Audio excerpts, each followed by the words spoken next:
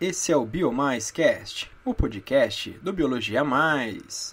Nesse podcast nós iremos dar início ao estudo da embriologia. Eu vou dividir esse podcast em duas partes para não ficar muito longo. A primeira parte nós vamos dar início a falar sobre embriogênese. A embriogênese é o estudo da formação do embrião, que vai desde o momento da fecundação até mais ou menos a 8ª semana de gravidez, por exemplo, até os 2 meses mais ou menos de gestação. Lembrando sempre que a fecundação é quando o espermatozoide encontra o ovócito 2, penetra no ovócito 2 e há a fusão de núcleos, chamado de cariogamia, dando origem ao zigoto. Esse processo ocorre na tuba uterina e não no útero. A partir daí, o zigoto inicia um processo de divisões consecutivas através de mitoses, chamadas de segmentação ou clivagem, e vai chegar no útero por volta de 5 a 7 dias após a fecundação, e dá início a um processo de nidação, que é quando a estrutura embrionária, que nesse momento chama-se blastocisto, dá início à sua penetração no endométrio. E a partir daí, o desenvolvimento embrionário tem sua continuidade. Okay? Após a formação do zigoto, ele começa um processo de divisão, como eu acabei de dizer. Tá? Então ele sofre mitoses consecutivas, aumentando o número de células, a princípio sem aumentar o volume da estrutura. Tá? O volume é o mesmo desde zigoto até o blastocisto, ou seja, até o final da clivagem, mantém-se o mesmo volume. Vai diminuindo o tamanho das células, aumentando o número de células pelas clivagens. As células, com o passar do tempo, vão sofrendo modificações e vão se diferenciando em diversos tipos celulares, dando origem a tecidos diferentes. Processo esse chamado de diferenciação. Existem mais de 200 tipos celulares que vão dar origem aos tecidos, tá? Que são estudados na histologia. É importante frisar também da morfologia dos óvulos, tá? No caso aqui óvulos de modo geral, que são nome genérico para os gametas femininos. No caso da nossa espécie, o gameta feminino é o ovócito 2.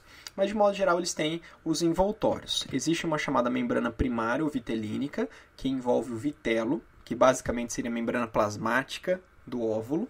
Depois uma membrana secundária, que é fruto de secreções das células foliculares. Essa membrana secundária ela recebe o nome de zona pelúcida, que de certa forma limita o crescimento em volume da estrutura embrionária após a fecundação, até que ocorra ruptura dessa zona pelúcida por volta ali do estágio de blastocisto antes da nidação. Existe também a membrana terciária, que é a membrana mais externa, que é chamada de coroa radiata ou corona radiata, que é formado por células foliculares, essas células foliculares originadas lá do ovário, lá do folículo maduro ou folículo de Graafi, que se mantêm ali aderidas à zona pelúcida e tem função primordial evitar que essa estrutura em desenvolvimento sofra uma adesão na parede das tubas uterinas, promovendo uma gravidez ectópica. Lembrando que gravidez ectópica significa fora do local adequado, que seria o útero, tá? E 90% dos casos de gravidezes ectópicas são tubárias, por uma série de motivos, pela idade da mulher mais avançada, por inflamações como a endometriose, por uso de drogas, por uso de substâncias químicas, por vírus, tá? Por uma série de fatores que pode alterar os movimentos ciliares das tubas, provocando uma gravidez ectópica que de certa forma é grave, porque o embrião tem que ser retirado preservando a vida da mãe. Por incrível que pareça, 1% ali de situações em que uma gravidez ectópica ela vai adiante, ela pode ocorrer até o nascimento da criança, é uma gravidez abdominal, que é quando este zigoto, ao invés de ser empurrado em direção ao útero, ele começa a voltar em direção aos ovários, e depois ele cai no espaço peritoneal ali e fica na região abdominal, onde ele se fixa em alguma região para obter vasos sanguíneos, e de lá ele começa a se desenvolver, tá bom? O óvulo também tem o citoplasma, que pode ser dividido em formativo ou bioplasma, que fica ao redor do núcleo, e o nutritivo ou deuteroplasma, que corresponde ao vitelo, que é a substância nutritiva do óvulo.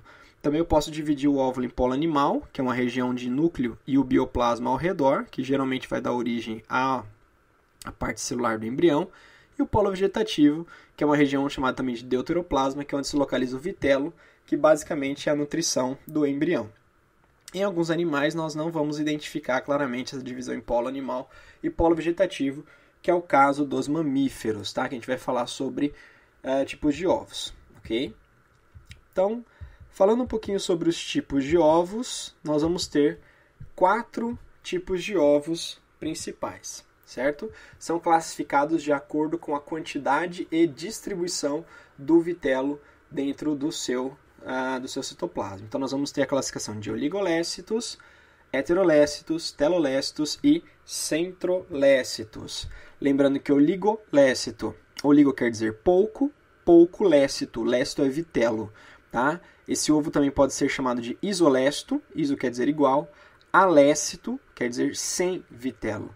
Tá? Então nós temos ovos esféricos com pouca quantidade de vitelo distribuída de forma homogênea pelo citoplasma. Então a gente não consegue observar polo animal e polo vegetativo em ovos oligolécitos. Quem tem ovos oligolécitos?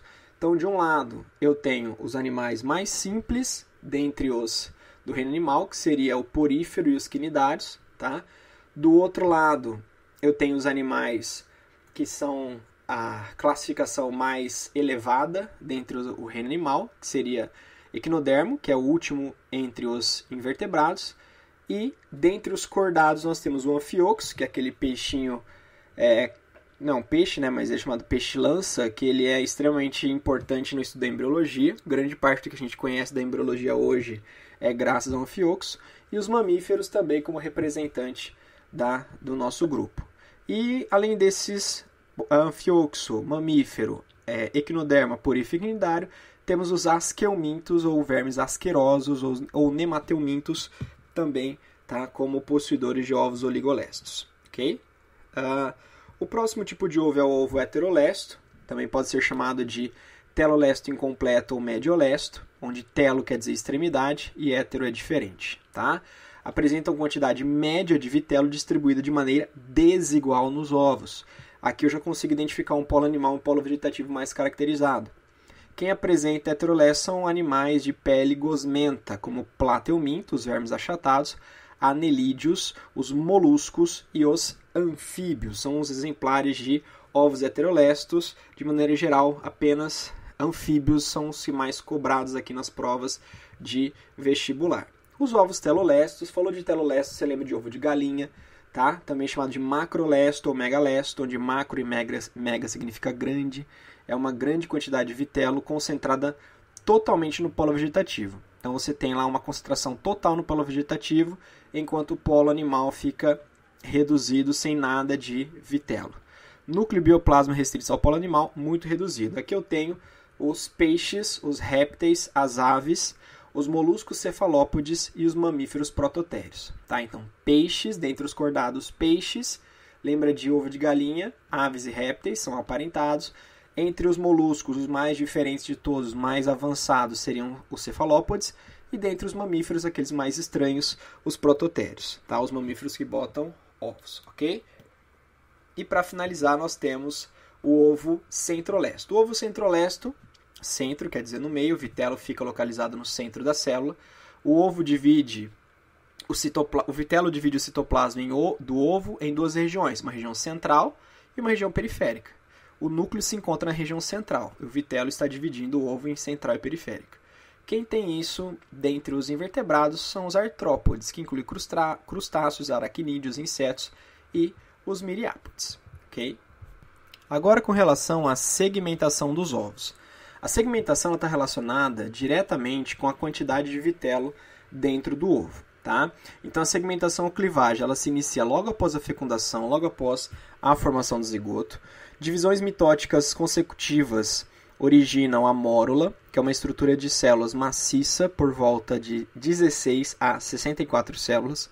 Tá? Então nós temos uma célula zigoto, 2 células, 4 células, 8 células, chamam-se blastômeros. 16 a 64 células nós temos uma mórula. Cada célula da mórula recebe o nome de blastômero e a partir da mórula forma uma estrutura oca chamada de blástula na maioria dos animais, tá? Inclusive nos poríferos. E no mamífero a blástula recebe um nome diferenciado chamado de blastocisto. Blastocisto é uma estrutura exclusiva de mamíferos, ok?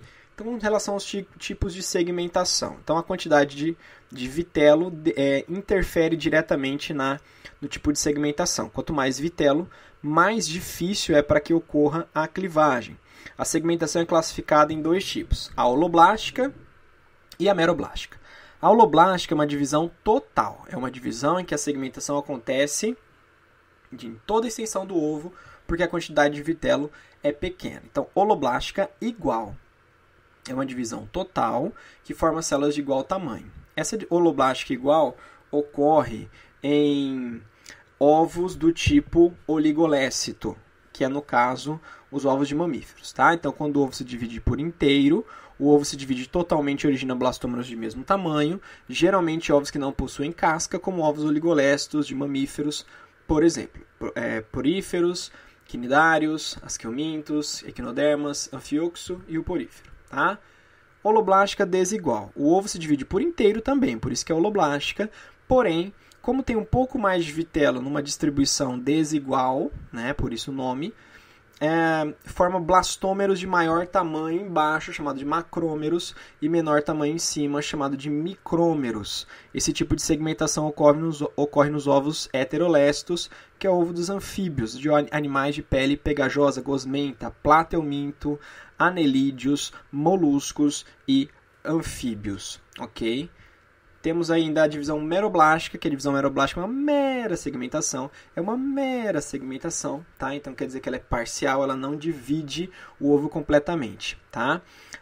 Geralmente nas células localizadas apenas no polo animal. Então nós temos dois tipos de segmentação meroblástica. Meroblástica discoidal, onde a divisão acontece apenas na região do polo animal, onde o polo vegetativo não se divide, que é o caso dos ovos telolestos, ovos de peixes, ovos de répteis, ovos de aves, ovos de cefalópodes e ovos de mamíferos prototérios. Tá? E o cefalópodes, na verdade, ele tem uma meroblástica, só que chamada de bilateral. É um pouquinho diferente dos outros tipos de meroblástica. A maioria é meroblástica discoidal e os cefalópodes, meroblástica bilateral. Okay?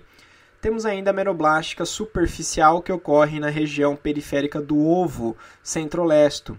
Então, o núcleo que está lá no centro do ovo se divide várias vezes, tá?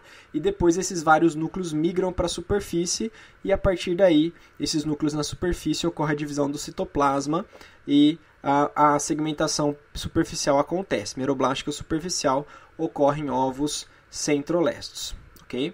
Bom, depois que a segmentação aconteceu, que chegou a formação de mórula e a partir de depois de 128 células, nós chegamos à fase de blástula. Tá? A blástula o revestimento dessa blástula chama de blastoderme. A cavidade que tem dentro da blástula chama-se blastocele. Nos mamíferos eutérios, são aqueles placentários, como nós, os seres humanos, a blástula chama de blastocisto. E no blastocisto, que é a blástula dos mamíferos, a blastoderme chama-se trofoblasto. E a partir desse trofoblasto, a placenta e os anexos embrionários da placenta, cordão umbilical, vão ser formados. O embrioblasto é uma região que fica no teto do blastocisto, também chamado de massa celular interna, é a estrutura que dará origem ao embrião. E dará origem ao embrião e também, a partir dele, será retirado as chamadas células-tronco. As células-tronco são células indiferenciadas que passam por um processo de diferenciação. A diferenciação celular é o processo através do qual uma célula indiferenciada, que seria uma célula-tronco, dá origem a um tipo celular mais específico, em termos estruturais ou funcionais. A diferenciação celular ocorre a partir de estágios iniciais de desenvolvimento embrionário e continua a ocorrer em maior ou menor grau durante a vida do paciente. Então nós temos, da fase de zigoto até a fase de blastocisto, temos células-tronco chamadas de totipotentes. No blastocisto, a massa celular interna dá origem a células-tronco chamadas de pluripotentes. No indivíduo adulto, em algumas regiões como cérebro, como a pele, medula óssea, o pâncreas, o fígado e os músculos, nós temos células-tronco adultas chamadas de multipotentes. Tá? Vamos lembrar a diferença de cada um. As células-tronco totipotentes, aquelas que são retiradas entre zigoto e blástula, blastocisto, podem formar todos os tipos celulares, inclusive os anexos embrionários, como por exemplo os blastômeros, componentes da mórula, são exemplos de células tronco totipotentes. As células-tronco pluripotentes podem formar todas as células do embrião, até os neurônios, com exceção dos anexos embrionários. Elas são retiradas do embrioblasto. Só que numa pesquisa científica é pouco usado, vamos dizer assim, é pouco necessário você ter uma diferenciação de anexo embrionário. É muito mais importante você tentar fazer uma célula importante no corpo humano. Então, por isso que essas células totipotentes são pouco usadas. E sim, as pluripotentes têm mais utilidade. As células multipotentes são células adultas. Elas formam alguns tipos celulares mais específicos. Então, por exemplo, as células-tronco mesenquimais presentes na pele vão formar células do tecido conjuntivo, como fibroblastos, mastócitos, como adipócitos, tá? As células-tronco hematopoéticas vão formar hemácias, vão formar linfócitos, vão formar neutrófilos e assim por diante, ok? Mas, hoje em dia, existe um tipo de célula-tronco muito mais promissora, que é chamada célula-tronco pluripotente induzida, da sigla em inglês iPSC. Tá? São células adultas que são reprogramadas e se tornam células-tronco. De que maneira que elas são reprogramadas? Elas são infectadas por vírus. Vírus do bem, eu costumo dizer. Porque esses vírus servem simplesmente como uma forma de injeção. Eles recebem genes que vão alterar a programação celular. Esta célula adulta, normalmente do tecido adiposo, ela é infectada com esse vírus do bem e esse gene é inserido no DNA da célula do tecido adiposo, por exemplo. A partir daí ela se reprograma, ou seja, ela volta a ter a característica de célula-tronco e volta a formar tecidos variados, como músculos, fígado, células pancreáticas, células intestinais, neurônios, entre outras células. Ok? Então, para que você saiba, atualmente as células tronco mais famosas e mais promissoras são as células-tronco iPSC, que são as células-tronco adulta, pluripotentes induzidas. Tudo bem, gente? Vou encerrando então essa primeira parte do podcast. Nós falamos sobre tipos de ovos, fecundação, falamos sobre segmentação ou clivagem. Já aproveita que você está ouvindo aí, já passa para a próxima faixa, ouça a embriologia parte 2, onde nós vamos falar de gastrulação, neurulação e organogênese para fechar esse pacote e finalizar a apostila 2 de podcast. Tá bom, pessoal? Um grande abraço, até a próxima. Tchau, tchau!